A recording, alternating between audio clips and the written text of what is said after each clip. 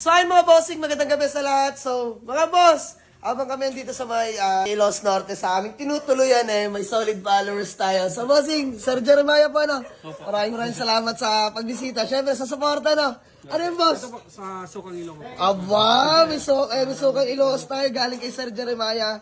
So sir, maraming salamat sa suporta. Sana makadayo din kami sa kapwa. Bossing, hoping. Malayo kasi po eh. Oo nga boss, malayo, 15 hours halos Pero yung may kilala din ako dun sa Mapaliparan. Sa Paliparan 2. Taga doon kami boss. Kuya Chris Rosas.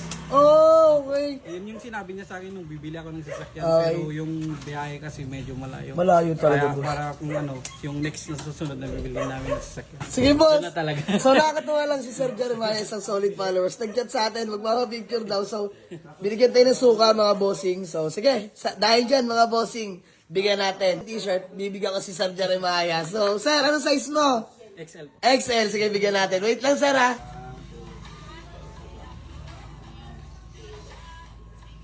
Wait mo na yung t-shirt. Binibenta ko to, mga bossing, ha? Pero dahil, syempre, bihira yan, mga boss. Bihira lang naman tayo dito mapadpad. So, libre na natin si Sir bilang support niya rin sa atin.